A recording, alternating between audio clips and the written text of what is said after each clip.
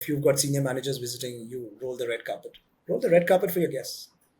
If there is something that needs to be addressed inside the hotel, let your senior managers know. If there's a huge wait at your restaurant, let the senior manager wait. Your guest gets priority there. Imagine if I know a guest who's coming who's extremely, let's say he's a champion of green energy, and I, litter his room with stuff which is made out of plastic. And so be very careful what you're talking and what you're trying to pitch. If I'm a company that's probably selling renewable energy, I don't want to hear I have two diesel generators running back to back. If we don't have energy, then we have green energy to fuel. That's something what he wants to hear, right? I know of a hotel brand which I worked with that doesn't sell 100% occupancy. That's sold out even before it does 100% As a rule.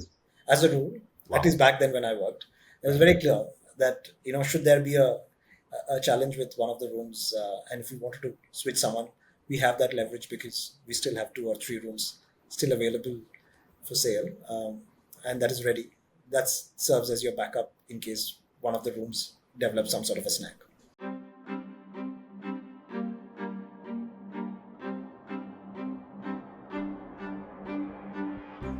Welcome to Beyond the Lobby. I'm your host, Animesh Kumar. I'm on a mission to uncover what the best minds in hospitality have already figured out, and with this podcast, I get to share it all with you. My guest today is Rahul Ajit. Rahul has worked in hospitality sales for over 2 decades, working across brands like Leela, Oberoi, Taj, and Accor. In this conversation, you'll get to learn the ins and outs of hotel sales, how to prospect, craft a pitch that resonates with corporate clients, and how to use AI to improve your sales results. Let's dive in. So, Rahul Ajit, you have been into hospitality sales for more than 2 decades. What got you into hospitality sales in the first place? It was actually a cookery show, which I watched on Star TV during my school days.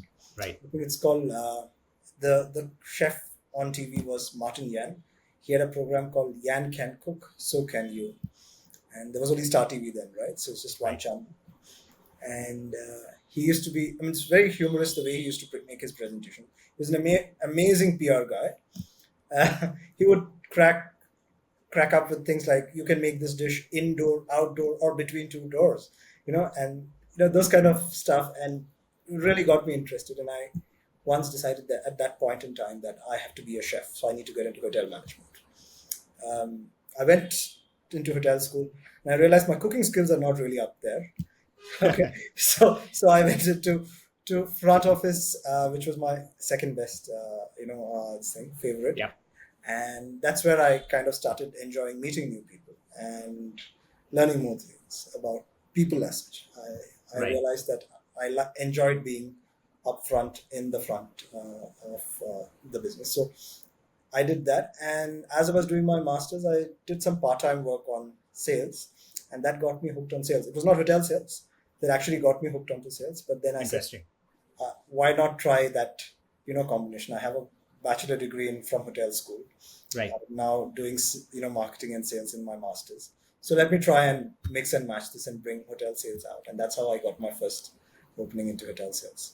Got it. So started from front office. I think front office is a great place to start if you want to get into sales, right? Because you are constantly in front of the guest, and you go through the pressing demands day in, day out. Did something happen during your stint at the front office, or were you inclined on joining sales? Like I said, I thoroughly enjoyed hoteliering. And even now, I still think, irrespective of whichever department or specialization you choose, I've had team members who've moved from being chefs to being salespeople, and they're Right. excellent salespeople.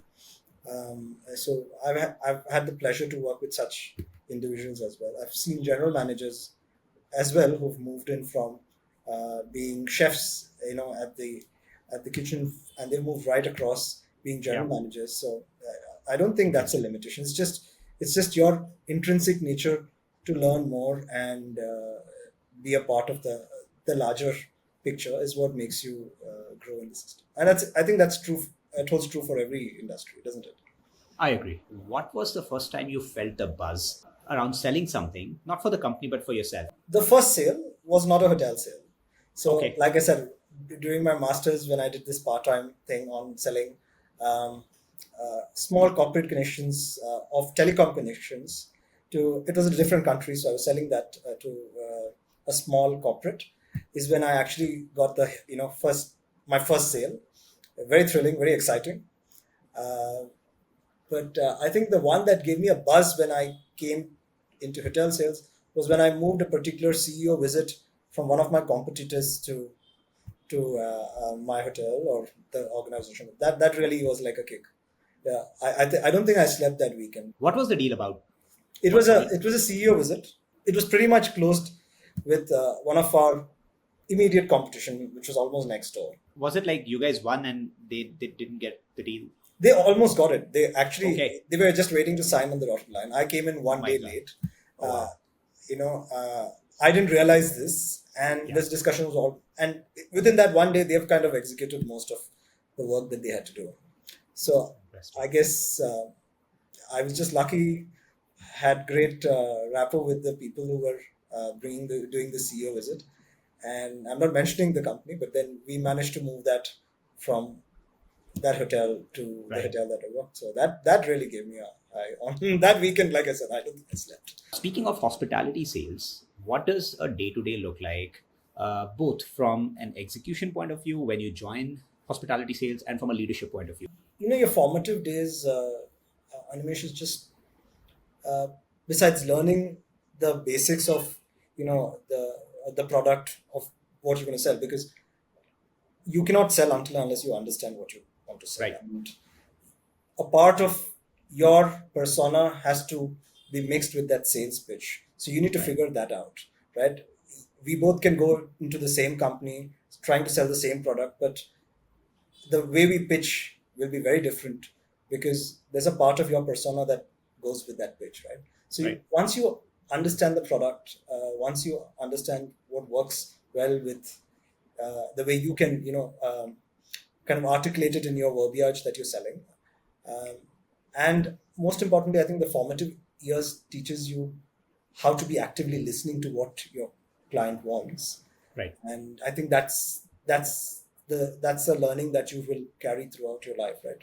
Because you need to listen to what people are saying. That would be the starting. I think that's where most people start off their career. As you grow, you realize that performance is not about an individual performance. This is not Wimbledon, right? This is soccer. So you have a team that you work with. So the team and you work together to complement each other. So you don't want to have uh, a team of champions. You want to have a champion team. You don't Yeah. want people to compete with each other. You want to complement each other. So then you start building that around. And once you do that, then I think it's just that, if you have the right amount of motivation, as you grow, I think you ensure that everyone is equally motivated. Motivation is different for different people. True. There is a little bit of firefighting you will have to do as you know. Besides that, I think there's a lot of analysis. There's a lot of tools, much like yourselves, who can give you a lot of inputs and feedback, which is real time, that Right. allows you to make certain decisions, certain predictability on a business front. All of that happens, and then there's certain strategic discussions that you will have Right. across. Because erstwhile, as you see, initially it's only tactical. So whom do you meet? How do you meet? What are the kind of data that you have? And all of that. Once you've moved from that, then it's more strategic. What kind of business segment do you want to attract? Hmm. Um, is that business segment really worth it? Will you be successful? Do you want to give it a shot? All of that happens. So there's the strategic discussions that come in as you grow up the ladder. Does it involve a lot of cold calling or cold emails? I'm sure it involves cold emails, but do you guys do a lot of cold calling? Uh, it's a mix of both, Animesh. You do a little bit of cold calling because you obviously want to build your database. Sure. You've got a certain amount of data that's already there. You know a few corporates, but you know the opportunities are never ending. So you need to figure out new opportunities. You need to find new businesses. Hmm. So business development in that sense would require certain cold calling or certain phone calls that will allow you to make very specific calls to people who technically or economic decision makers that matter. Huh. Most corporates, I believe, would be working with a vendor, right? I mean, would have patch, or do they have multiple hotels that they patch up with? How does it work? Multiple hotels, most of them. Multiple hotels. So when you call a prospect, is your what's on your agenda? Do you pitch them that, hey, add me to your vendor list, or become how do you position yourself to come on top of that vendor list if one exists, or if they don't have, how do you navigate that decision making and how do you sell? Animesh, when you actually meeting a corporate, I think the first thing is which is very important, is you hear what they're trying to say. Are they, if they're saying that it's a cost related aspect, that is why you're not in the list, then you need Right. to figure out if it's only cost that they're looking at. Because very often what happens is that the buyer and the actual user are two different people. Right. You are selling to somebody who's maybe looking at the economics of the business, Yeah. but the person who's actually staying is Yeah. someone who has some other what do you call that, value that they see in some other piece of business. So that's something Absolutely. that you need to figure out, Yeah. right? There's a lot of data that you can still get if it's historic as to what a particular corporate who might be using, say, a global distribution system, you can kind of figure out what is the kind of price range that they're using. So there is some historic data that you can always get from reports, Smith's Travel Research and all of those. So they can give you that kind of reports, which is, what is your comp set looking like. You get Hotelligence reports that tell you what corporates are, what kind of base price a corporate is probably moving at. Gotcha. Okay, but at the end of it, you really need to figure out what is it that they want. And when I say they want, there's a what is it that the economic buyer or the technical buyer wants, and what is it that the end user wants. If you can figure that out, Right. maybe not in the first call, maybe in subsequent calls, you will probably be able to crack and get to a place where you may not entirely get the entire pie. You probably will Right. figure out which piece of the pie do you want. Do you want the 80% of the pie, or maybe it doesn't make sense to have the 80% of the pie. You just need that one fraction of the business which is coming at the right price for you at the right time. So Right. And is it that I believe that if CXOs travel, they would stay at a certain kind of accommodation. But if lower tier employees travel, they probably would be staying at a certain other kind of accommodation. So, do you target based on ICP inside a particular organization as well? see, it depends. There are certain organizations that want a certain type of signaling, saying that irrespective of which category of Right. level of the team is, they will continue to stay only in one particular category hotel. There are a lot of American corporates who say, irrespective, they may stay in the same hotel, maybe different room categories. Someone might be entitled to a suite, somebody may be entitled to a category one room and a category two room, but they may want to have that the same because it's a signaling value saying that, hey, we treat everybody equal. There are certain other organizations that gives opportunity or give per diems that fit certain band levels on their employment, Right. and then you figure out where do you think you can fit, and whether you can fit that during this particular period or another certain period, because there might be times where your prices are also dynamic and you might be able to accommodate a certain level during a particular valley period. So you might Gotcha. be open to that, but it's important that you hear the client out to figure what they want. Sales is a hard game, right? I mean, you got to have a thick skin. There's a lot of rejection you hear day in, day out. How do you deal with rejection? And speaking of rejection, what's been one rejection that you've faced that's stayed with you? Not because it was a rejection and you lost the deal, but because how it made you feel personally about yourself. Because a lot of salespeople out there, when they get rejection, they feel it's me, it's not what I was selling, it's me. And they take it personally. How do you deal with that? The rejection that I think that always hurts me is when you're one day late. You wish, if I was there just yesterday, I would have closed this deal. That's a sad bit, right? Because it's just 24 hours. So that's how important time is in this Yes. kind of. But most importantly, you can only do so much in terms of postmortem. You just need to move on. Okay, you know that your competition has taken this. They've blocked this much inventory. Let's say it's a group. You know that they've blocked so much inventory. Now you know they don't have that much to sell. They don't have so much leverage. You have Right. leverage because you have the inventory available in that period of time. And let's assume that if you have the demand at that period, then you're going to make best of whatever you have, because you know your Right. competition is not in this game anymore because they can't compete with you. What's one thing that you learned during your business degree that you had to unlearn during your experience besides all the theory that you learn in classroom, Animesh, I think empathy is something that's very difficult to be taught. And if you don't know Right. exactly what your corporate or your particular traveler or the guest wants, it becomes very difficult to sell. You can hire, you can always say that's this is our SOP, and that's something that's my, that's an axe that I have to grind with those people who say, listen, we're following SOPs. Yeah. You have to, unlearn the fact that the SOP is there as, maybe, what do you call that? Um, uh, it just creates a framework for you to work with. And these are nice things, words that you hear, and create an SOP for whatever you do. Might be what business schools teach us. But the SOP is there just for, like I said, like a framework, a basic to what you can do. What you can always exceed guest satisfaction by staying within that framework. Nobody's saying doing anything unethical, immoral, or illegal. We're just saying don't allow SOPs to hold you back when it comes to guest service. Is there any dichotomy between what you sell and what guests experience when they visit the property? Invariably what you sell is to Yeah. a different buyer, Right. and who's actually True. experiencing the product is a different True. buyer, right? True. So the problem is if you've set your expectations, if you've set the expectation right with the person who's actually buying it from a sales perspective, then it's fine, especially if you're doing, say, like a leisure sales, and the end user is actually going to be traveling to that particular location. Let's say Right. you're traveling to, say, Goa, and I'm sitting here and discussing and telling you, Animesh, this is how your experience is going to be. Once you land at the airport, this is what is going to happen. Somebody's going to receive you, going to take you, and I walk you through the entire experience. You know exactly what's going to be expected, right? Yeah. But if I was selling something to somebody else, and he's actually selling it to you, and he doesn't tell you, listen, Animesh, once you land, there's going to be a car, but you'll have to call them or whatever it is. He's going to be parked here.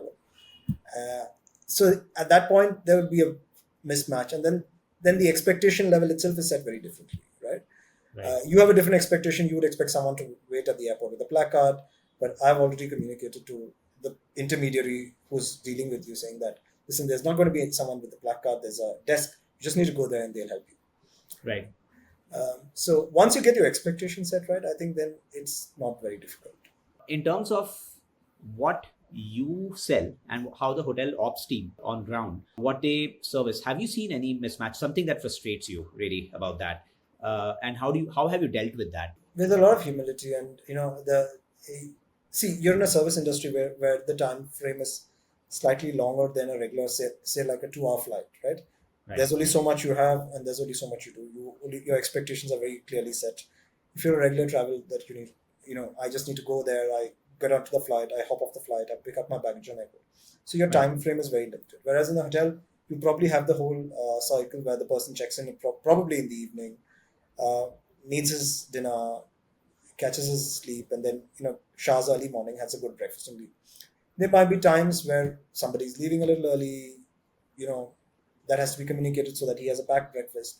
If that's kind of missed, there is an area where the guest is disappointed, right? Right. And I know people, and we are coming from a hotel industry or from a service industry, you know that there can be times that you genuinely, there's a human error at some point in time. But the good thing about is the fact that because you have such a long duration, you have enough time to make up for it. Because I know of people who actually come in early for breakfast because they had an earlier meeting to go to, and I had an organization which said, listen, we don't want to let you go hungry. Since the breakfast is not there, we'll make sure there's something packed and sent to your office, which is not too far away, but we'll bear Right. that thing and send it to you so that you don't stay hungry. You go for your meeting. It'll be there in, say, half an hour from now or 45 minutes from now. Yeah. So there's still a lot of room that is there in terms of trying to win that back. It doesn't have to necessarily go down badly. All Uh, right. yeah, but yeah, there is that a bit of frustration where you wished that they kind of oversaw it and got that Right. ready before the guest went and said, hey, you know what, here's your packed breakfast, we know you have an early morning meeting. It just creates a wow, right? For the person who's going to Absolutely. say, oh wow, you Yeah. really knew that I had a meeting.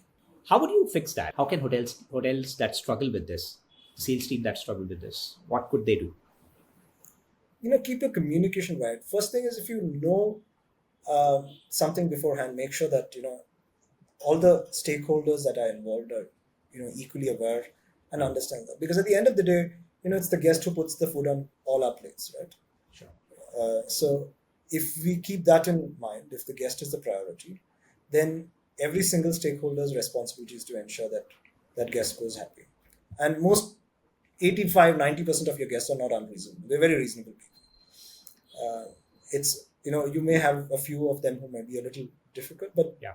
it might Most be of them just a are. spur of the moment. Sure. Most people are well traveled, very very clear expectations, and they're not difficult to handle at all. You just need to meet their expectations. Is there a difference between selling expensive rooms, right, versus efficient rooms? It's both to do with the value, because the value that's seen in both, there's value in both, right? Right. So I guess you have to experience both these products to understand first before you Right. sell. So as a salesperson, if you understand what is the value that you're selling, then it becomes easier, because what may seem like an expensive product when as an individual that I'm pitching Right. may be amazing value for somebody else. Right. You just need to harp on the fact that, or you just need to figure out what is that one important or two, three important aspects that will make a lot of sense for this particular user, Right. right? Is it, like I said, is it a signaling value? Is it that, okay, I'm staying in the presidential suite in this hotel? Yeah. Or is it, something else that, listen, I'm a bootstrap company. I'm the CEO of a bootstrap company. I will always stay in this particular thing because this is a top-down approach that I want to show the rest of the world. I want to show my investors that, listen, we frugal in the way we operate, but we don't compromise on this thing, and everybody goes to the same. So it would have very different proposition, depending on whom you're selling. How do hotel sales team compete with something like Make My Trip, My Biz, wherein an entrepreneur like myself, right, could just go on and uh, just book, find hotels, just book hotels, find flights, find book flights, and plan a short, 2-day tour for my team that's going out for, a conference or something like that. How do you uh, get those customers to not do that, but to call you up and say that, hey, I need these many rooms for these many days? See, you really can't. It wouldn't be an apple to apple comparison if you try and see that you get all your bookings direct, because Right. the ability for, say, an online travel partner to reach an audience is much higher, because they're not just servicing your hotel requirement, right? They're Right. servicing your flight requirement, they're servicing your cab requirement, and an hotel requirement. So they're like a one-stop shop. You're obviously not going to be able to cover that spectrum. But having said that, if you've had a great client experience, or you've been known to be good at your customer experience, people will always call you back directly. They'll say, "Yeah, it's okay. I make my flight tickets by somebody else, but then, you know what? I know people there. I know people know me there.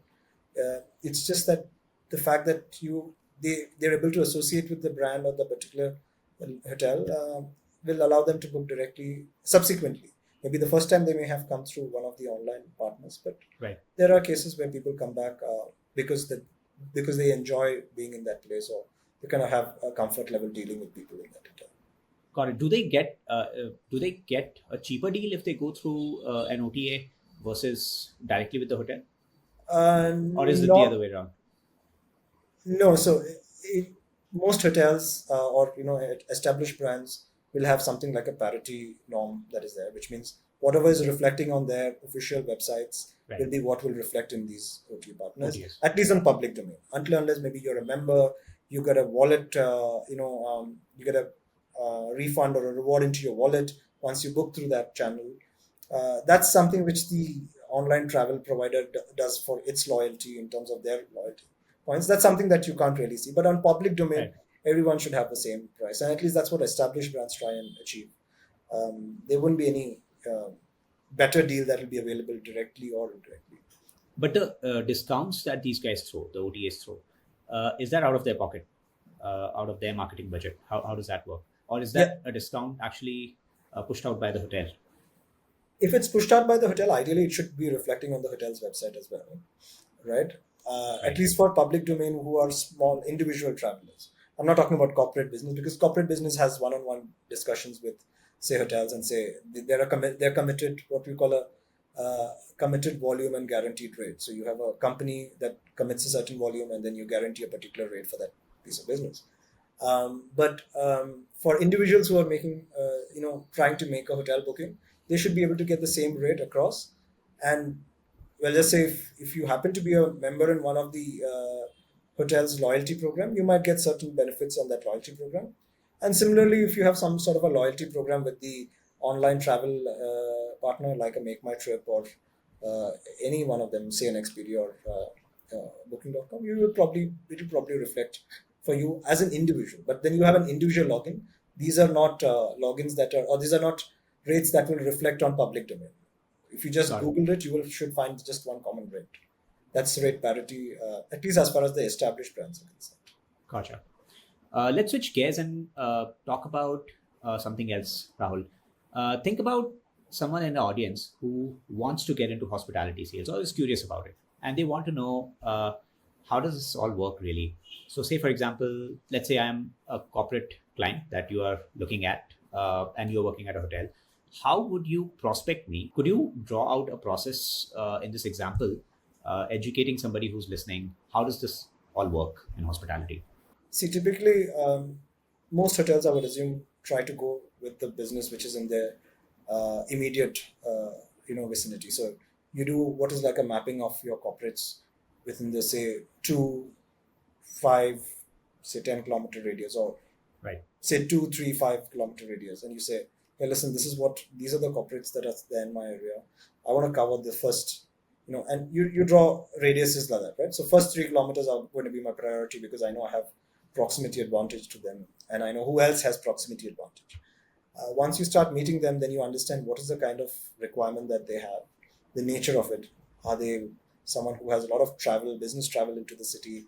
Are there people who have business travels from the city to other So cities? one sec, just to interrupt you. So when you are targeting someone, a corporate within 3 kilometers, you are selling them F&B, or are you selling them when somebody from your outstation offices comes?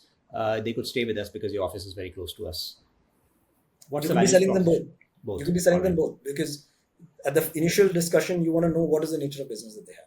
Got Maybe it. they don't have anybody traveling, but they may have a lot of food and beverage requirement. They have Got it. meetings that come in often. They have vendors who come there, or they have partners who come here, and they may be hosting working lunches, or they may be even hosting lunches. Or you may have Gotcha. restaurant business that comes in. Catering. Yeah. Yeah, catering. You could have even restaurant business, because you're in the same vicinity. Sure. Uh, you know, Animesh has a lot of team meetings. Animesh sits in the block next to me, Right. and it's very convenient for Animesh to either come to our restaurant, or it's very easy for Animesh to order food from us to be delivered and served there. So you know, Gotcha. you when you speak to Animesh, I kind of ask Animesh, what is the nature of your business? Do you have travel? Have you been using hotels, and Right. so on and so forth, right? Right. And then this radius keeps expanding to figure out what kind of works. So it's initially, I think most of us look at the fact that we try and figure out what's in our immediate vicinity. We try and cover those corporates, and then you also have the data, past data, to see who else might be using you, right? Right. Because sometimes it's you have a corporate, or a buyer who's sitting elsewhere, but the traveler actually comes to your location because there is a vendor that they deal with, which may be Right. in your vicinity. Right. So that could be there. So you really can't discount anything. So it's also very important to see the meet your guests who are in house, because then you figure out whether this is a new company that you've met. So I see a lot of hoteliers. And I've done that in the past as well. You meet a lot of your in-house guests to figure out what are they here for. And sometimes you get to hear a lot of feedback, which is very important. And then you can make corrective steps if the feedback is negative. And then if it's a positive feedback, then you can keep harping about it when you True. go out on a sales pitch, right? Yeah, absolutely. Absolutely. Nowadays, there's uh, in at least in tech sales, I think anybody in sales could use this. But an interesting way to gather insights from your conversation is that when you pitch someone, especially in tech, there's a lot of online selling that we do, right? We get people on a demo, and then if you could record that demo, have the transcript, plug it into an LLM, right?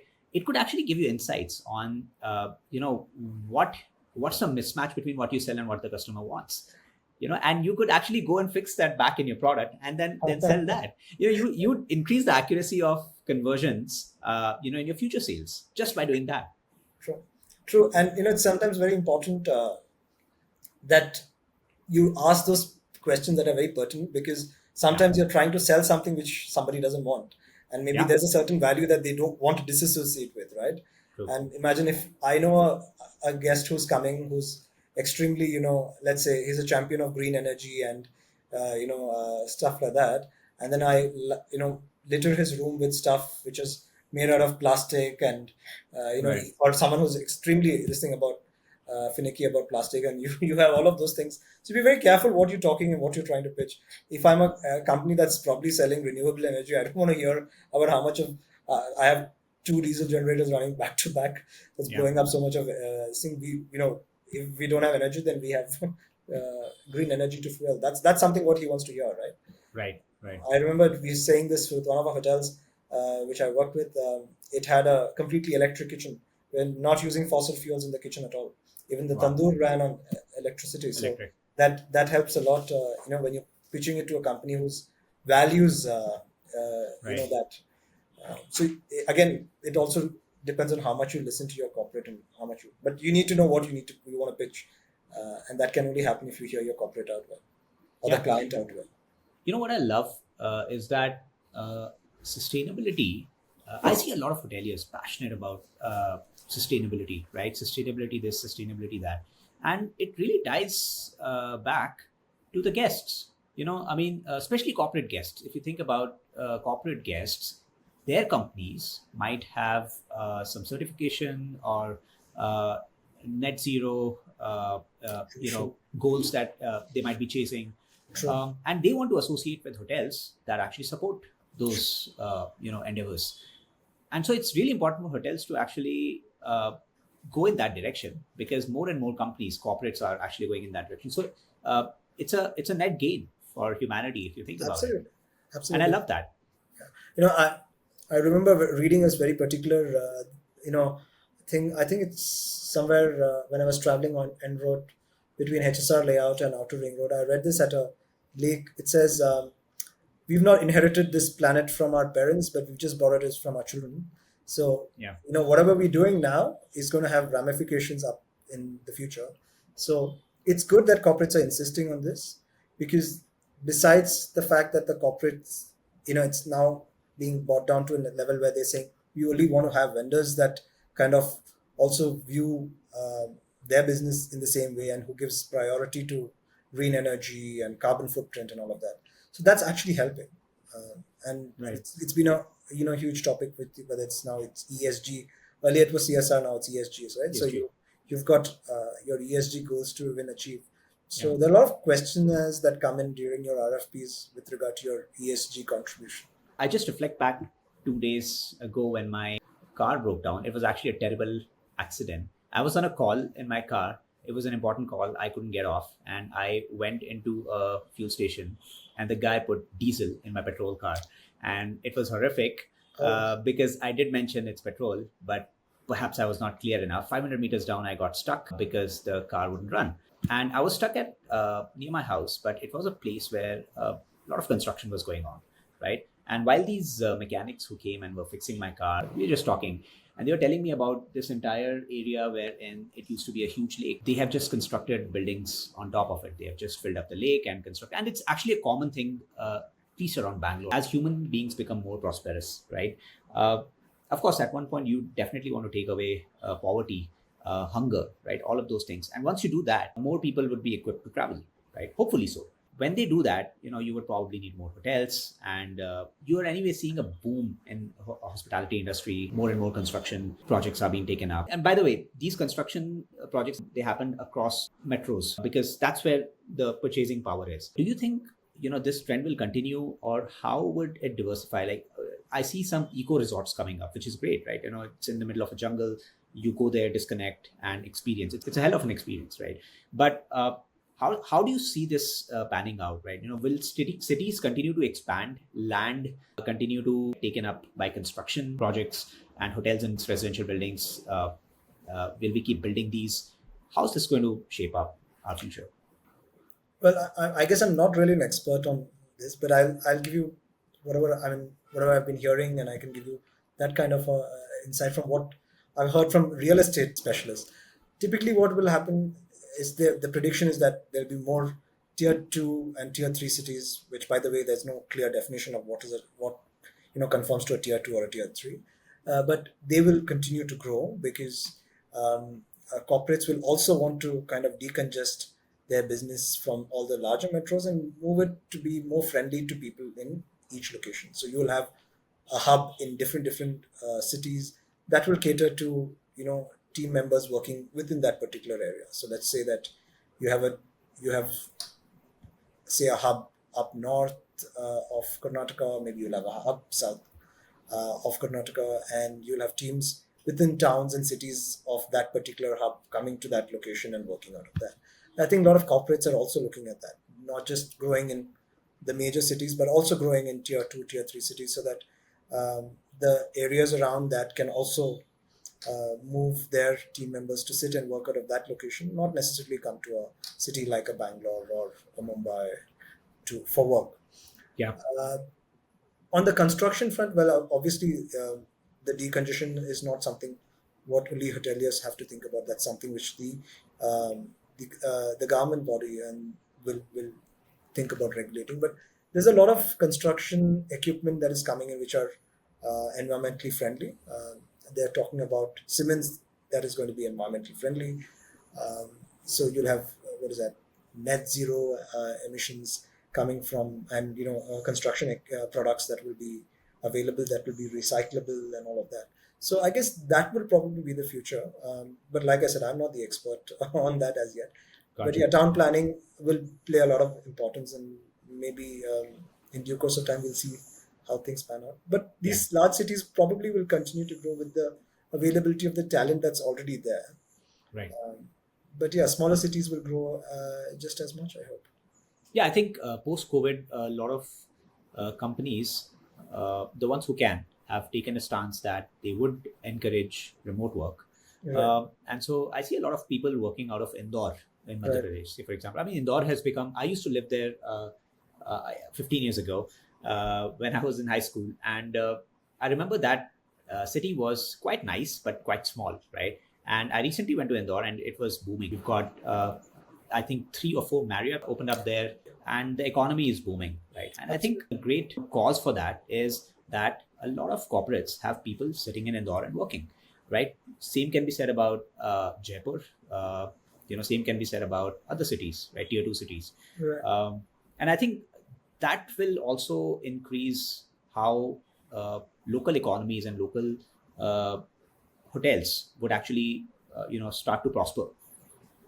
Yeah, I agree because I recently went to Vizag and I met up a corporate who's got presence both in Bangalore as well as in Vizag, and they've been operating out of Vizag for almost close to a decade, I think, or maybe longer. And the fact that they also believe that the fact that they will continue to grow in these two cities, nevertheless, they Right. continue to grow in Bangalore because of the proximity of certain talent here, and they will continue to grow in Vizag because they feel that in terms of this, the ability to reach office, your quality of life, they're able to give that even in a city like Vizag. And I think while in Bangalore, most corporates try and offset the traffic by giving you an office drop and all of that, they don't have to do it in Vizag because invariably you're 20 minutes away from the office, irrespective of which part of the city you are, because the True. traffic is fairly True. sparse in that sense. Rahul, if you had to give an advice to someone who's stuck selling what they don't like, at a hotel, selling an experience which the ops team doesn't fulfill, should they switch or should they try to take a lead and work with the ops team to actually deliver what has to be delivered? If they genuinely don't like what they're doing, then it's irrespective whether they want to work with somebody else or not. But if it's just a particular aspect that they feel they're uncomfortable with, I think they Right. should have that open conversation and say, listen, you know what, this is hampering my guest experience, and this is hampering our sale, and maybe you should get them to also to go to meet the client or the end user to get to know what it feels like from them, uh, because it's easier said than done than just to translate whatever your client is done, because I think salespeople are invariably advocates on both sides, right? On one side, you're actually selling a brand or selling a product to a client, and then you're selling the client and their needs to your operation team as well. So once you know how to strike that balance, and if you get your stakeholders aligned with you, then it should not be a problem. But if you're actually stuck saying that, this is not what I want to do, I mean, I'm not enjoying even all the major aspects associated to that particular work, then maybe you are in the wrong place. You don't want to be in that industry. Got it. Gotcha. Yeah, and I think it's very important to sell what you love, sell what you believe in, Yeah, absolutely. and it should really align with you know what you're actually selling. If you had to draw a comparison between hospitality sales and commercial real estate, where you are right now, what are some of the differences, and what are you glad about, and what do you miss between the two? um, One thing that I've found which is very different was the timeline from approaching a sale to the actual sale. Hospitality, I think, works a little faster because you get to see the results in a matter of, say, a few days to few weeks. In terms of corporate real estate, sometimes it tends to be a little longer because the nature of the business, the value of the business deal is much more longer, right? Because Right. you're not selling a room for 1 day or 5 days or a 10-day event. You're actually selling an office space for X number of years, Right. at least a year or so in most cases. So the the contract, the nature of the contract, the clauses in the contract are a lot different. So that needs a lot of vetting from both sides. So that's something which is very different in that nature. I can tell you, there's so much in hospitality that I've garnered over the last 22 and a half years.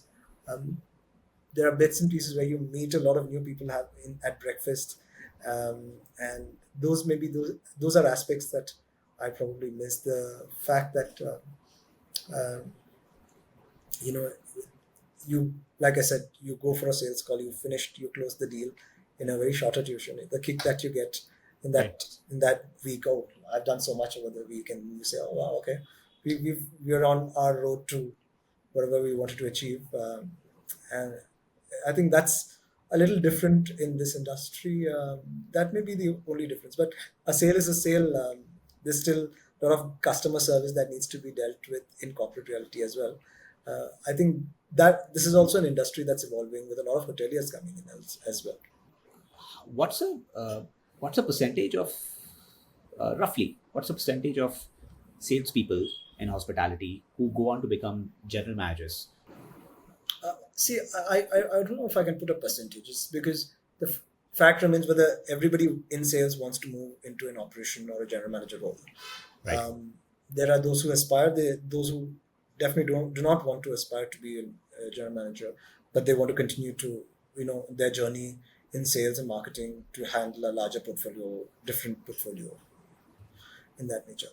So I don't know if I can put a percentage. I think it would be closer to maybe, if I'm making a guesstimate, I'm not really 100% on this, but I would assume if there is 35% of them may be very inclined to go into operation role back from this thing.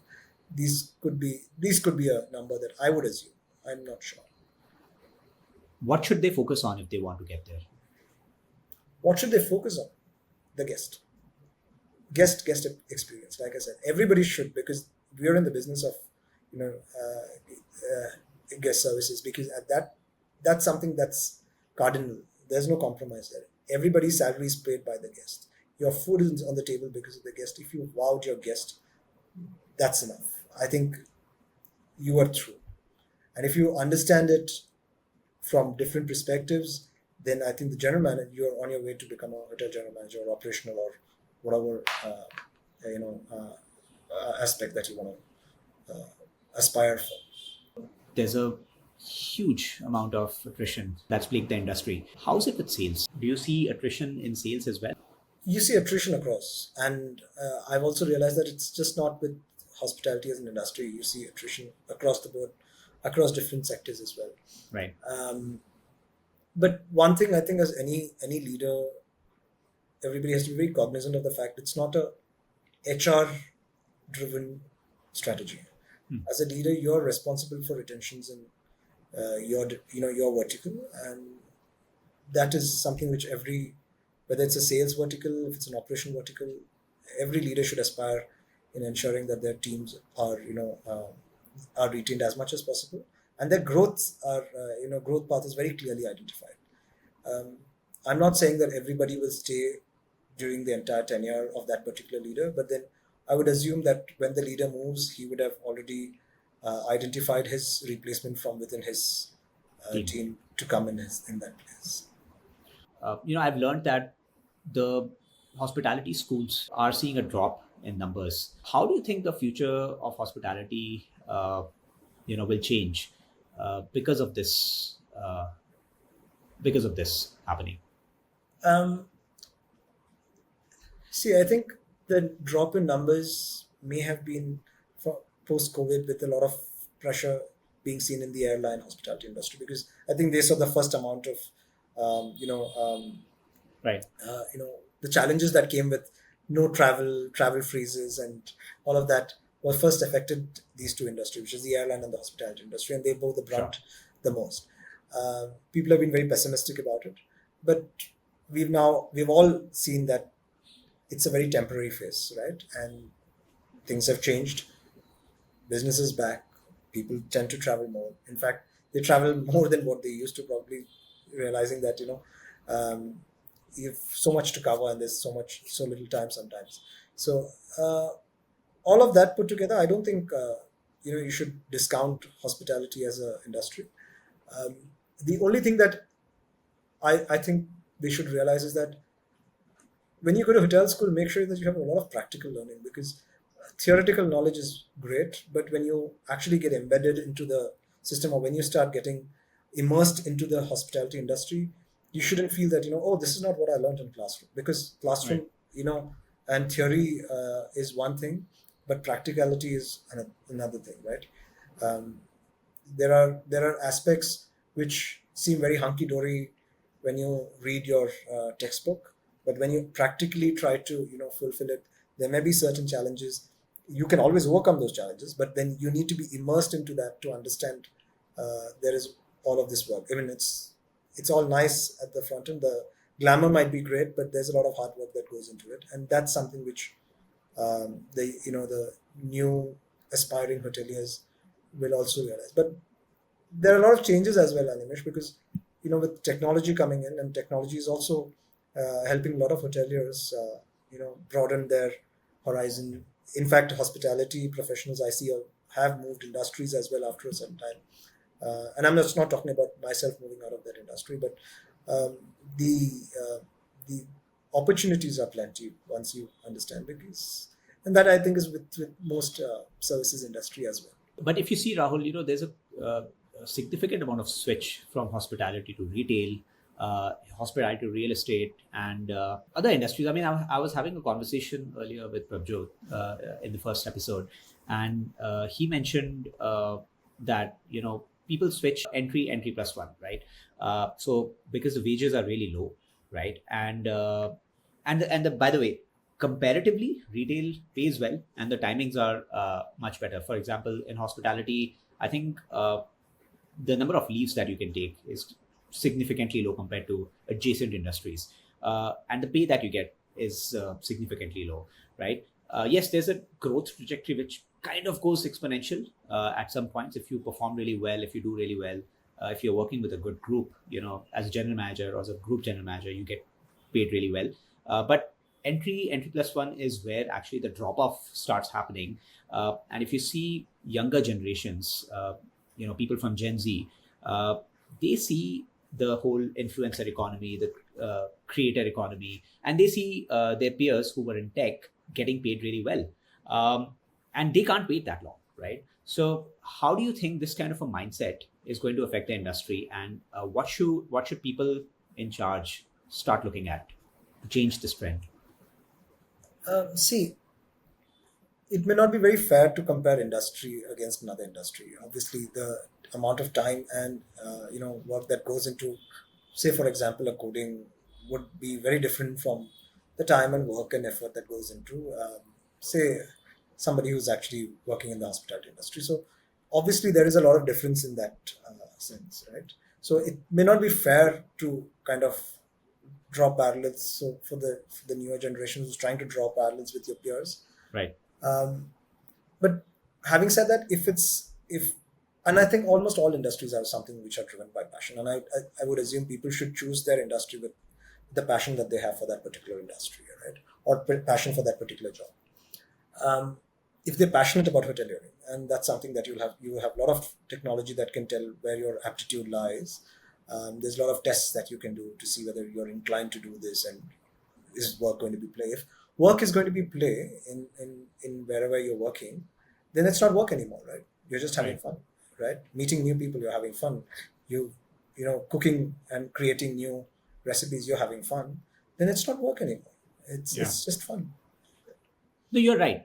You're right. But in the end of the day, bills have to be paid, right? Yeah, yeah. And while you must enjoy what you do, is there really a gap between um, what people actually used to get paid, and what they get paid now at entry plus one? Is that gap still uh, very narrow? Could something be done about this aspect of the industry? If you see the prospect of only pay, maybe there might be, you know, some parallels can be drawn for the prospect of growth from in that sense, Right. right? Because if you're in an early this thing into say a retail, you'll have to figure out what is that. If you want to move to retail, will my trajectory of my growth be in a particular way? Is that what I want? Right. Instead of having stayed in the hospitality industry, what is my trajectory of growth? Well, will that kind of be a trade-off that I'm willing to take today for the next say 12 months, and I'll get to whatever I want because I know this is what I want to do. But if it's this is not what you want to do, then irrespective of how much ever the pay scale is going to change, you're Right. still not going to be happy doing it. So I would think pay could be one thing. It does. I'm not, like I said in the beginning, it's a great motivator. Yeah. But if you think it's going to be a very short trade-off in terms of timeline, because time is of essence in this particular discussion, and you feel that your trajectory after this 12 months or say 3 months of internship in the hospitality industry is going to be better, then you might as well want to choose that. And that's something which I think the hospitality professional or as an industry we try to create this to show that, listen, this is the future. Right. This is where the hospitality industry is going, and we can continually evolving because technology is coming everywhere, right? Right. It's not it's a great leveler. So across the board now, whatever was privy to maybe a luxury brand is now coming to a mid scale and economy scale hotel. So you get to see and review and use technology which are available across the board. So that will eliminate a lot of um, non-creative work, I would assume, and leave the real customer facing and the real creative work to individuals who have a passion for the industry. Gotcha. What's one contrarian idea, Rahul, that you believe in, which most people in the industry would disagree with? I do believe that a lot of people think that this is a lot of lip service, but it's not. Gotcha. Yeah, I think if you're genuinely interested in your clientele, if you're genuinely interested in what you want to into guest services, then only then people should choose it. And most people who are there and who've been there long enough, I think Right. understand it in that sense that guest services is what is primary. Um, I would also maybe take it a step further. Stop playing to the gallery. I think you need to do what you want to do to your. Whatever you're probably doing extremely well needs to be done for your guests rather than your senior managers when they're visiting your Right. hotel. Yeah, because at the end of the day, you can only play to your gallery so much. The guy who's actually making the difference is the guest who's coming in, walking in through your door, and if he's not happy, it Right. doesn't matter, True. right? Right. Gotcha. Um, Now, with AI coming around and eating up everything, especially sales in other industries, I mean, these days you would have AI do personalization at scale. We can talk about that in a bit because I don't believe in personalization at scale. When you do it at scale, it's not It's personalization. not personalization. Yeah. Uh, But with AI having the ability to heavy lift and do this for you, even make an automated sales call, right? Uh, how do you think the future of hospitality sales will change? Or do you think there's something about hospitality and hospitality sales that will stay immune with these trends? See, I think at the end of it, the way technology is growing, if we don't embrace it, it's probably it's going to spread. It's going to make our lives only a lot more easier. There's no doubt about it.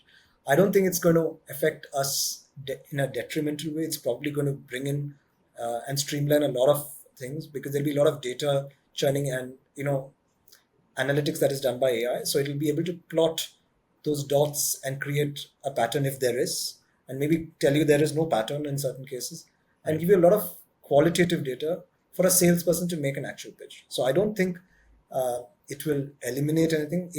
If something, it'll probably give you a lot of time to make a proper strategic decision and make a call, or make a maybe even go for the go meet a client, which is the most prudent, whom you think you can probably close the deal. So I don't think it's a threat. I think it might turn out to be a blessing in that sense. Rahul, speaking of threat, it's definitely a threat to my industry, the tech industry. So, if I have to tell you, there will be fewer software engineering jobs next year than they are today. Okay, and significantly fewer the year after that, right? Uh, there might be no software engineering jobs as we see software engineering today 5 years down the line, Right. right? We built AI, my industry built AI, and it's eating us out, right? The first thing, because today, I can literally uh, go and have a product in which 95% of the code will be written by AI and will be accurate to the spot, faster, whatnot, right? And I would have like that 5% optimization, not even optimization, I would say understanding of where what piece fits, be held by one or two people who are really smart engineers, right? So it will eat up my industry. Very frankly speaking, we are all very scared in my industry, but we are figuring out how to deal with this, right? Everybody isn't equipped. Maybe at my position, it's easier to say because I run a business versus actually, I've been a software engineer. I've written code much of my life, professional life, but it is eating up our industry, right? So in terms of service, when it comes to hospitality, I definitely think it's very hard, right? Even if you build a robot which does something like that, I think it would be creepy, right? I mean, as a guest, I would rather interface with a human being than a robot. So that way, I think definitely, humans need involvement in terms of greeting and serving other humans. So service, the spirit of service, I believe, cannot be diluted that much with hospitality. But when it comes to sales, do you think it's gonna really eat up the industry when it? Speaking from a perspective where a sales call, a prospective list can be actually compiled by AI. It could be filtered with intent signals by AI, right? It could make calls which sound very much like human, respond to every question that the prospect has about that particular deal that is being sold, and a closure wherein a contract analysis can be done by AI. And so if you have a team of say 25 people working in a sales team, could that be shrunk down to just two really smart, efficient people who can oversee the entire process and automation do all of this really well? And if that happens, what would you say? What should those people who risk losing their jobs? What should they divert to? What should they try to master? How can they evolve? See, animation. I mean, obviously, you're a specialist in terms of the software thing, and you can speak in terms of coding. But then at the end of the day, I think technology has only got more people to have gig jobs and a lot of new things that have arisen from there. Right. I was actually listening to, I think, Naval Ravikant on Joe Rogan Experience, and he mentions there are professions that came up which we never even thought about. There's commentating on video Sure. games. Yeah. There are video game tournaments. Right. Those are things that we've never thought would exist, but today they exist, right? Right. So I guess technology would be like that. Sooner we learn to adopt technology, the sooner we are trained to work around this, it will probably help us all. Um, you're right in terms of the fact that you will always want to have a human interface, because I think as humans we want to have we are a social animal. We want to have a human interface, right? Yeah. You want to be speaking to an individual across, even when we're doing a video call rather than meeting in person. We have this video discussion, but you want to have this discussion with another human being who has, who are sensitive to what the discussion that you're doing, rather than just giving you pieces of facts. You need the pieces of facts. Right. I'm not saying that, but then that's good when you're trying to, like you said, prospect and figure out what could help. So you need someone who can compile this data. So I think our jobs will become a lot more easy, because all the hard work with regard to trying to figure out this data, compiling it from different sources, trying to see if it has some meaning, all that work might be done by AI, Right. right? And it will be much more easier to say that, okay, I have so much of data now. This is what it's crunched and given. This looks like qualitative data that I can work on. Yeah. So as a salesperson, you may have a lot of qualitative data that will allow you to do better sales call, maybe more sales calls.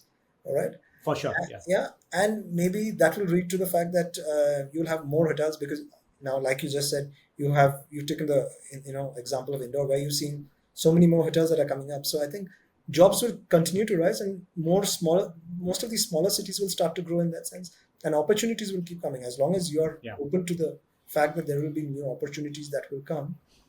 I think that will. It's only a matter of time that will happen. I don't see. I mean, I personally view it this way, and I kind of subscribe to all these podcasts that I listen. I think they're all saying the same thing. A lot of creative jobs will remain. The non-creative jobs will be taken by AI, and I think that will. I mean, maybe you're probably better equipped to. Actually, from what I understand, Rahul, creative jobs are at risk. Non-creative jobs are not at risk. Yeah. So, for example, blue collar jobs are actually not at risk. They are Yeah. hard to be replaced by AI today, right? Okay. Because there's better, almost equally good or better better in some aspects. Beauty is in the eyes of beholder, but so I won't comment on better, but equally good art, if you have moderate or okay amount of comparable skills, or if you can appreciate art. AI can create art. AI can create music, right? AI can write. Depending on the prompt, it could be terrible. It could just be word vomit or word salad. Or if your prompts are really good, it could sound like the best writer out there, right? So AI can do all of that.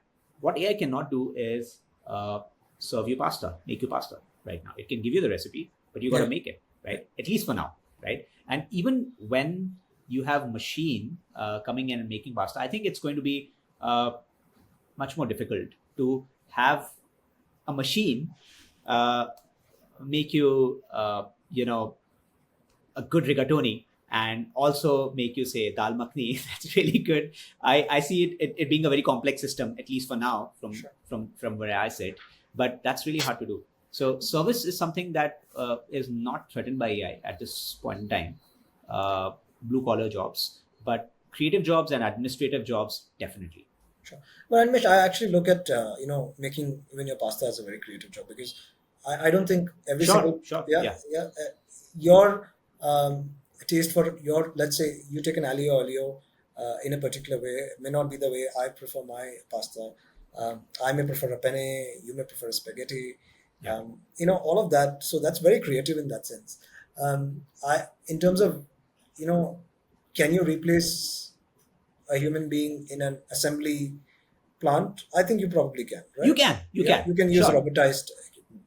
You might be It's able a to huge manage. investment for a kitchen, though. At Correct. least for now. It's at least I would rather maybe- have a chef do that. Correct. Who loves the job and who's great at it, rather than getting an assembly line for just making Yeah. rigatoni a la vodka. Yeah, I mean, I don't know. you get your pre-packed food, which probably comes through one of these machines, right? You even get Right. some of these, uh, you know, um, your rotis, which are Sure. pre-made, which are machine-made, right? So they're all precisely cut and all of that.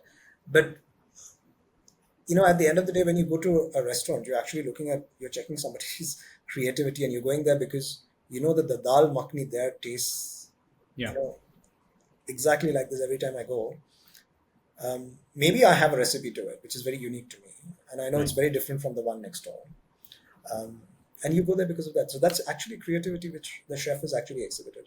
And that's my one, thing with people who say we like to use pre-made, gravies.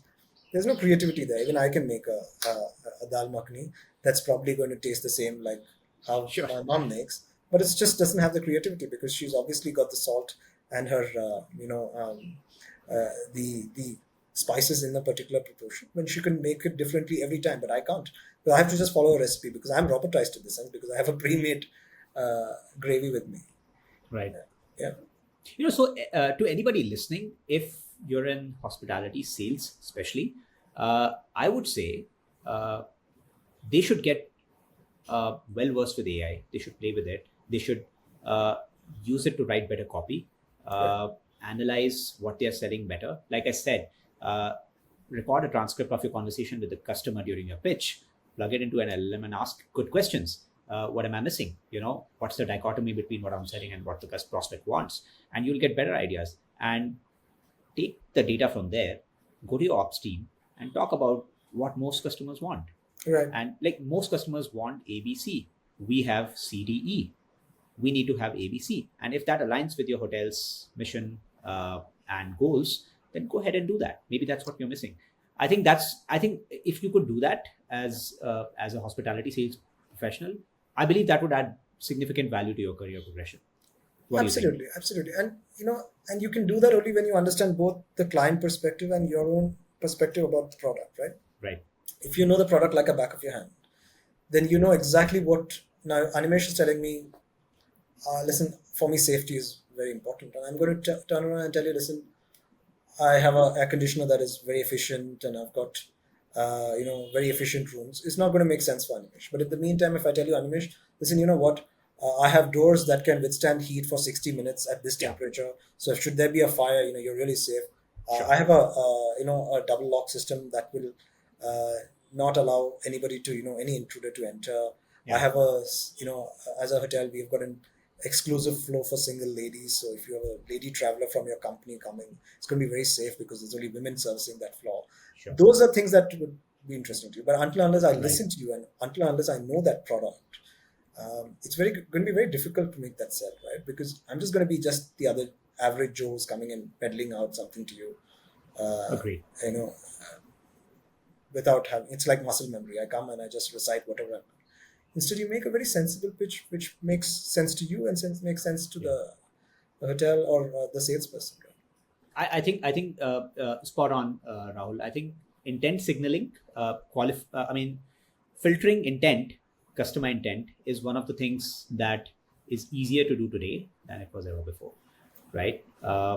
I think people should really focus on that, because when you capture somebody's intent and sell them on that, if you have that, not Right. Yeah, not absolutely. because not for the heck of saying it, but if you have that and if you sell it in the right way, I think that would close more deals than anything else.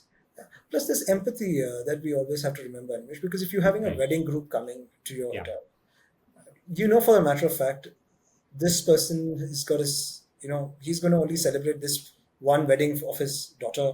He really wants to make this impression. You might be having 5 weddings that week. Okay, you do 50 weddings in the entire year, or 100 weddings the entire year. This will be one of your, weddings that you deal with. So you probably go there with this thing saying that, listen, I have a chip on my shoulder because I do 100 weddings every year. Right. Okay, it's just one wedding, but to that particular guest, it's his daughter's wedding, or it's his son's wedding, or it's his own wedding, The most or important thing. her own wedding, right? And everybody has just that they only aspire for that one wedding in their whole life. So Yeah. they really, most people do at least, they really want to make sure that that's an experience that they stay lifelong. And if you Sure. can empathize with them and say, listen, we know this is very important. Okay, Right. we're not going to leave any stone unturned. You sit down and let's list this out because we got to get this right, and we got to get this right from first time. The Sure. minute you start saying that, I think you're already standing in their shoes and thinking like them. They will be the ones who be your brand ambassadors as well, because at the end of the day, your guest is going to be your voice of your service and your product. Gotcha. So Right. there's no one recipe to that. Got it. Got it. You you wrote an article called Hospitality Managed by Inhospitable, and I found it really interesting. We recently spoke about it when we met last, but to those folks who are listening and haven't gone through it, could you explain what it was about and what's your take there? See, the only thing that got me to write that about that was, um, I think there were two three incidents that happened in that uh, phrase, which got me to think: um, are we really getting stuck in a place where we're saying we kind of hide behind SOPs and say the SOP doesn't allow me to do this, even if it hampers guest experience. And one of those events was, I think it's about must be about 2 3 years ago when this happened, and when I wrote this article, and about a year before, or during the course of that last 1 year before I wrote that article, I've been seeing cases where, um, I'll give you an example. There are people where there are cases where people come with heavy luggages, and as there are some hotels, as a brand standard, you don't really offer, say, luggage assistance until unless someone asks for it, right? And some people do, some people don't. I mean, if you're a frequent traveler, you have a trolley, you don't really need luggage assistance. You probably don't even ask for it.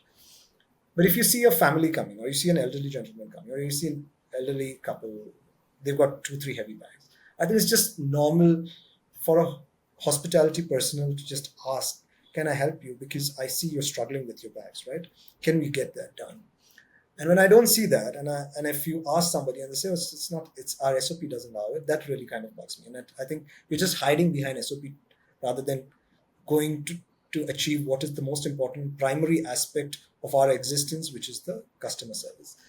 If I had a personal experience as well where I had a heavy bag, had my young son on my hand, my wife's lifting two other bags, and all of that.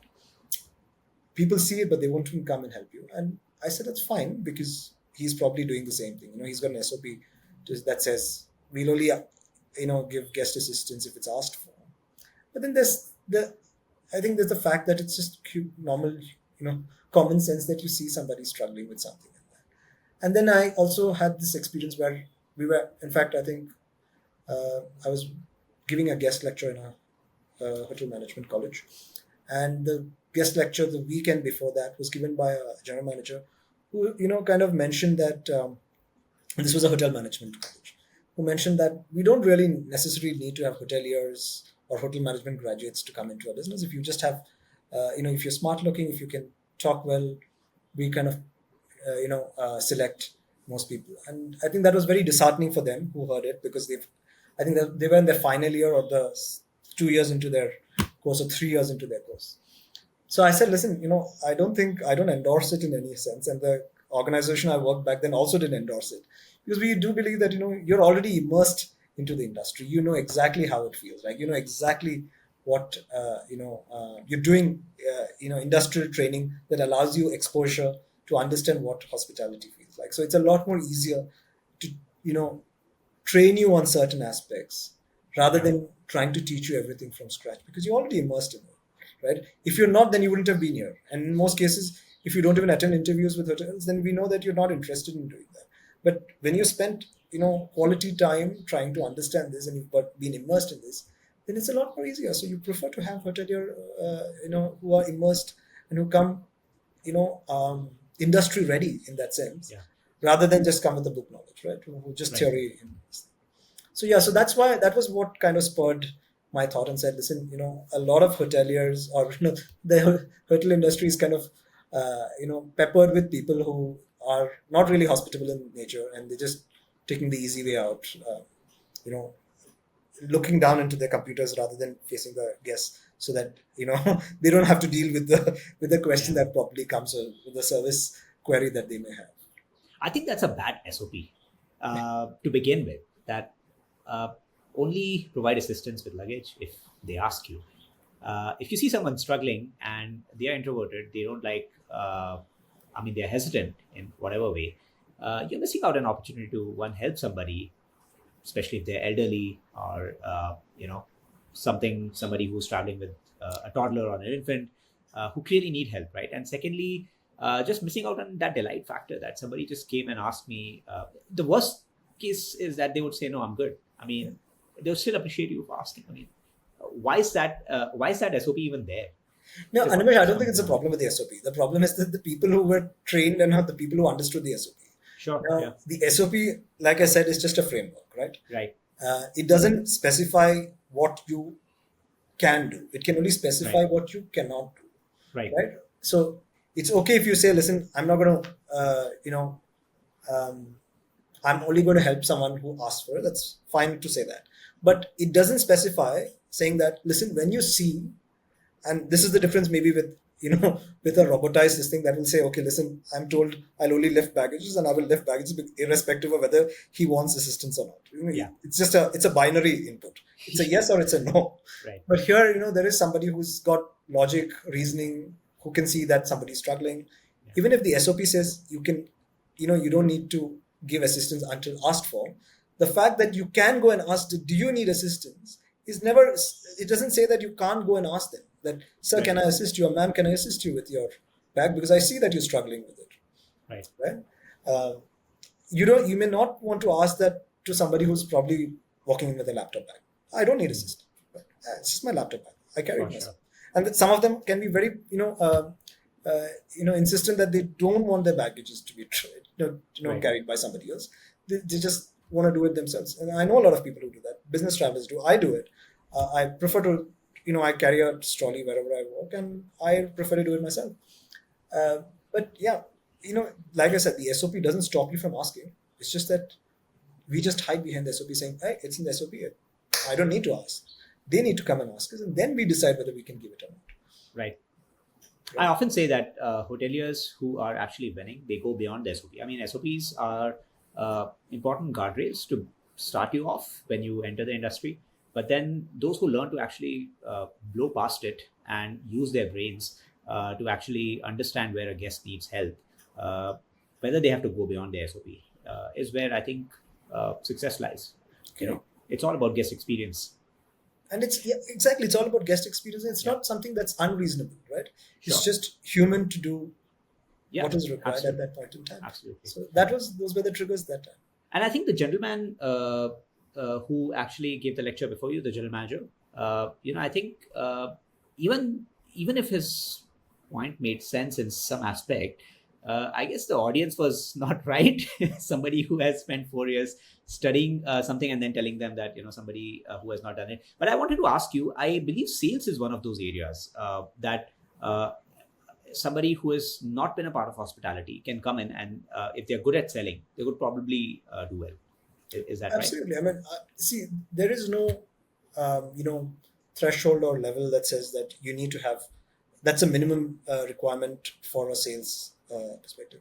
But in my experience, and it's purely my experience, most of the times I've only had hoteliers in sales, and I've had some non-hoteliers also, but they were great salespeople, but they completely understood the product very well, and so much so that I think they've delved so deeply to understand the customer service. So I guess when we pick up talent, if we pick up the right talent who values customer service, customer relations, then it becomes easy. So it doesn't necessarily have to be hard and fast that it has to be hotelier, but it's just that if you've done hotel management, then you're normally coming with the bias saying that they understand customer service is important.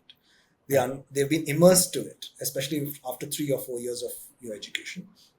Hopefully, you've done enough of industrial training that would have kind of helped you realize whether you like it or you don't like it or you want to do something else. And even after doing that, when you come back and say, "I want to join the hotel industry," then we come with the assumption that, "Hey, listen, you know what? I think these people are serious. And this is the industry they want to be." So that helps. That's my only submission with regard to that. And like I said, I'm not discounting that gentleman's the general manager who kind of lectured before me. I'm not discounting his point of view. He has a point of view. I don't know where it's coming from. Maybe he's got some experience to support it. But in my experience, I've always felt this helps. And yeah, and sales is one of those areas where I've also seen a non-hotelier performing. But by and large, I think that immersion is important. Right. Gotcha. If if you're pitching to a corporate and you get the sale, what do you think actually influences their decisions in most of the cases, uh, beyond rates, right? Because most corporates, especially if there's a competitive landscape, multiple hotels pitching them, would not have problems with rates, right? What's beyond the rates, and beyond room nights? What is it that actually wins the sale?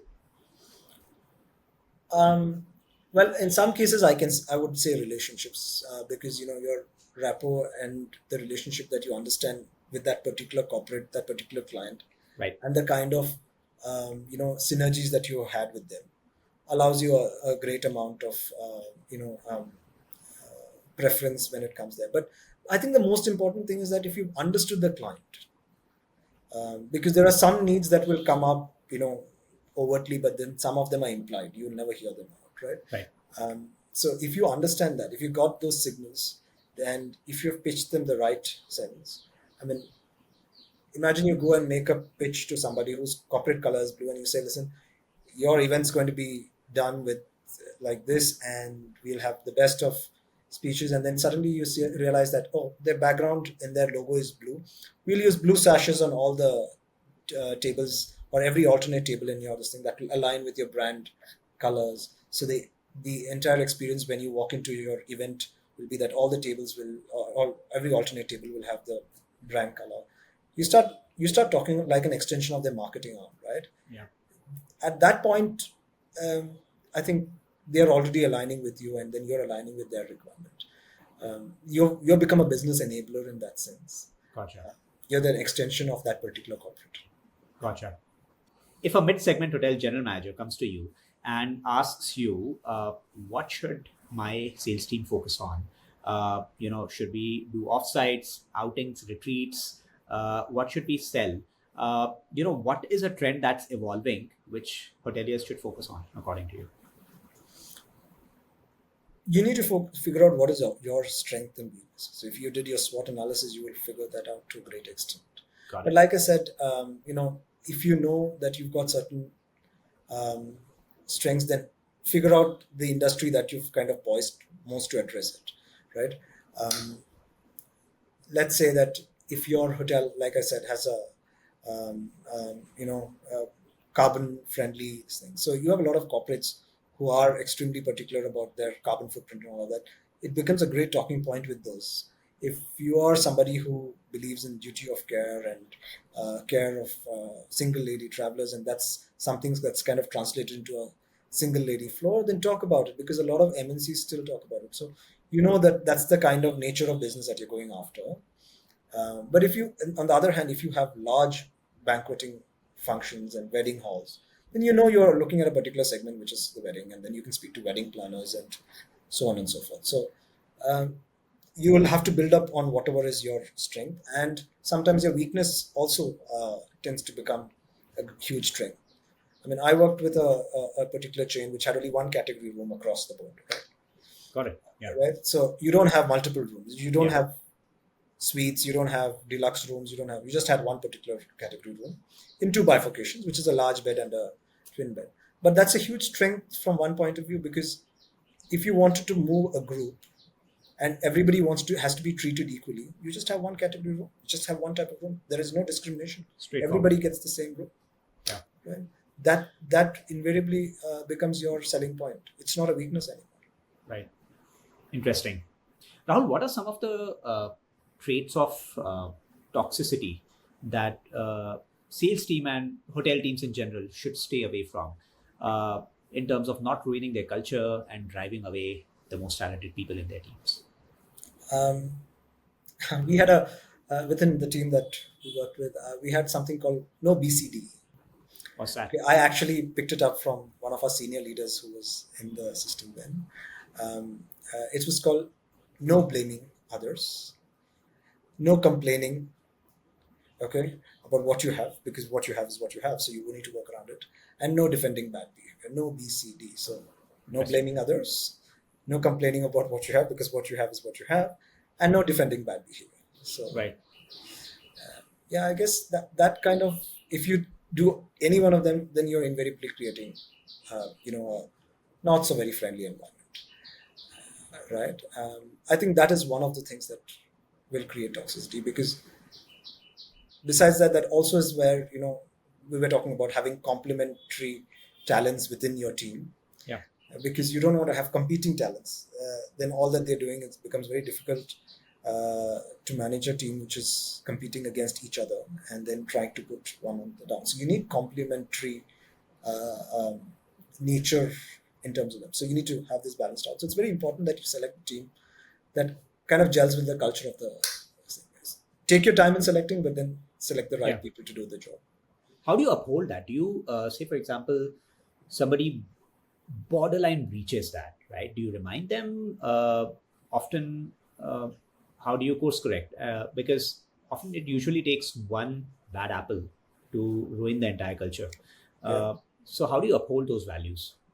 You do counsel, you do tell them that, Right. but invariably, if the culture is so strong, then if there is that bad apple, either they will weed themselves out, Right. right? Or most of the cases, either they weed themselves out, or then they invariably will find a way to figure that out eventually, because it will be difficult for them to gel with the rest of the group, right? It's happened in the past. You've always seen somebody who's not in sync with the culture move out. Right. In your experience, having worked with the Oberoi, which is known for its culture, and then having worked with Taj, Accor, how have you seen the, the the great teams over there uphold some of the values that actually make them who they are today? Does something come to mind, especially from your stint at the Oberoi? Does something come to mind? Um, there are so many, but if I had to quote each one of them, it'd be a fairly long podcast. We will have to do that. But I think there's always something to learn from each of them. And the great thing about all of these brands is that they literally walk their talk, right? If they believe in something truly, then they really walk their talk. Right. It's not this. That's one great thing, is that, if they're commercially very strong, then they talk that and they live that to the core, right? If they are operationally very strong, they keep harping about it and saying that we are operationally strong. So it depends on the any of these brands, whatever they is their core value, they walk their talk. There's no two ways about it. Got it. Rahul, if this conversation reached every hotelier, uh, general manager, hotel owners, sales leaders in the country and beyond, what's one takeaway you hope they would remember? Let's not play to that gallery, and let's just focus on guest services. We can deal with the owners and the senior management. I think if you take care of the guest rather than just doing a lot of playing to the like I said, playing to the gallery, when I said is, if you've got senior managers visiting, you roll the red carpet for your guests. If there is something that needs to be addressed inside the hotel, let your senior managers know. But the guests should be your priority. It doesn't matter if they can. If there's a huge wait at your restaurant, let the senior manager wait. Your guest gets priority there, right? So those are things I think. So let's not play to the gallery. Let's just focus on customer service. I think that's all that is my two bits that I can give. But I have a couple of questions for you. Please go ahead. Um, if there is one thing that invariably came out with all your discussions with hoteliers, yeah, Right.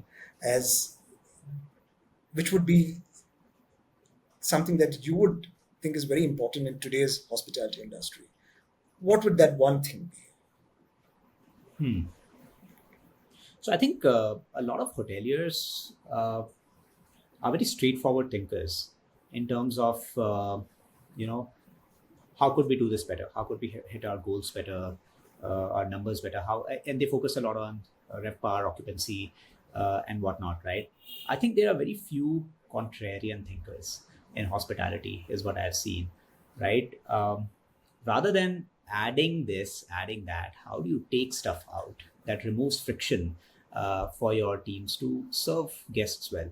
Like I've met hoteliers who would want to have bigger SOPs, right, and more training sessions for their teams to actually uh, deliver a great guest experience. But I've met very few hoteliers who would rather put guardrails around what not to do and let people actually be creative in terms of doing what they can. Because intrinsically, if you motivate people to invest themselves and their time in guest experience, I think they would do better. They're less scared and they're more creative in terms of what they can deliver. I think many hoteliers miss that, is what I've seen. Um, and yeah, focus less on the numbers. If you focus on the number one thing, like you said, guest experience, guest is what pays, you would see your numbers actually go up. Second thing that I would see, Rahul, is that a lot of people obsess over occupancy. 100% occupancy is the enemy of guest experience, in my opinion, from what I've seen. Right? Right. It looks good in your books, in the Excel sheets, but if you have 80-85% occupancy, you have that margin of safety when things go wrong. If you have a busy breakfast morning running, Right. if you have 100% occupancy, it's actually a nightmare for your team.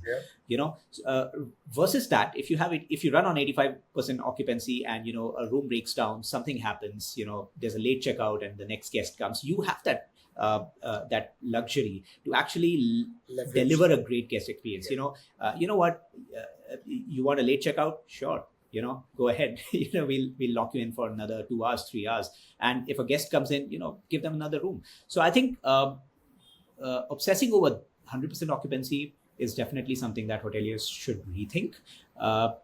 It gives them less room to deliver a great guest experience. So those are some of two of the things that come to my mind, but there are plenty, I'm sure. If we sit down over a beer, I would be able to think of a lot many. But yeah, there you go. Strangely, Nimish, I know of a hotel brand which I worked with that doesn't sell 100% occupancy. That's sold out even before it does 100%. As a rule. As a rule, Wow. at least back then when I worked, it was very clear that should there be a challenge with one of the rooms, and if you wanted to switch someone, we have that leverage because we still have 2 or 3 rooms still available for sale, and that is ready. That serves as your backup in case one of the rooms develops some sort of a snag. Wow, love that. Yeah. Rahul, thanks for having the conversation with me. It was a pleasure speaking to you today. Thank you, Anish. I hope it's of value. Yeah. Thanks a ton for having me as well.